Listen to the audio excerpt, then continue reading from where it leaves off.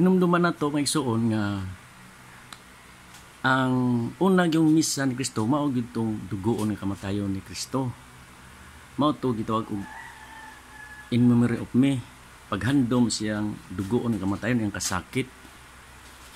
Ya, natay mabasa diha sa Biblia nga nay 5 ka tawo, 2 ka babay, ang tulo na lalaki.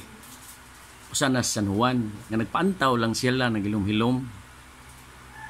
Nya ang mga Romanhon nagsigi sila nga tug bugal-bugal, di na makpak to sila, sayaw-sayaw, unsa basta kanang bugal-bugal nga makita nako unsa nang mga pagbugal-bugal.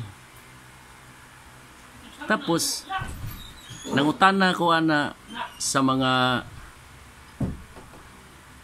Katoliko lang gyapon pumunta nga di gyapon basta-basta mga Katoliko. Nga ako lang gipungutana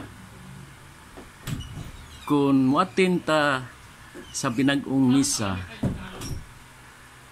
asa man ka nabilong, asa man ka nakuyog dito sa mga Romanhon nga ano bugal ug diri sa katong 5 ka tawo nga naglumilom lang nagpaantaw. Nya kung adto ka moatin sa daan nga misa katong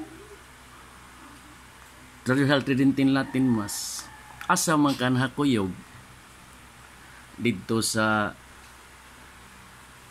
Romanhon or diri sa 5 ka tawo nga naglumilom lang nagpaantaw.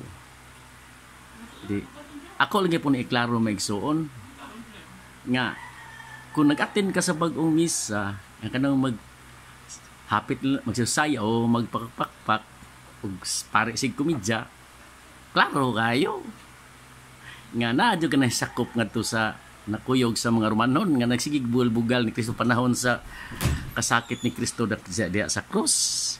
Dili gid nato na madinay o mga question pa ta. Klaro gid kay tanan